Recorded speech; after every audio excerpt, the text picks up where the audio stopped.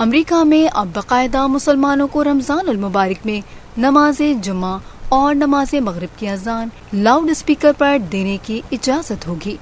New York کے city hall میں مسلم رہنماؤں کے ہمراہ نیوز کانفرنس میں اپنے خیالات کا اظہار کرتے ہوئے mayor New York Eric Adams نے کہا کہ نئے قوانین کے تحت نیو یارک میں مساجد کو رمضان کے مقدس مہینے میں جمعۃ المبارک اور غروب آفتاب کے وقت اذان لاؤڈ اسپیکر سے نشر کرنے کے لیے خصوصی اجازت نامے کی ضرورت نہیں ہوگی۔ جمعہ روایتی اسلامی مقدس دن ہے اور مسلمان رمضان کے دوران غروب آفتاب کے وقت اپنا روزہ افطار کرتے ہیں۔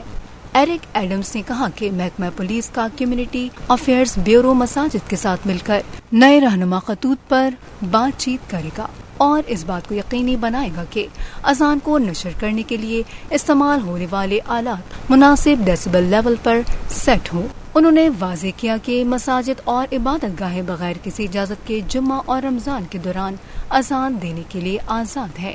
اس نیوز کانفرنس میں شریک مسلم رہنما آئیڈیل اسلامک اسکول کی پرنسپل سمیہ فیروزی نے کہا کہ نیو یارک سٹی کے نئے قوانین ان کے طالب علموں کو ایک مثبت پیغام دیتے ہیں اور یہ یاد دہانی ہے کہ ہمارے بچوں کو اذان سن کر یاد آتا ہے کہ وہ کون ہے۔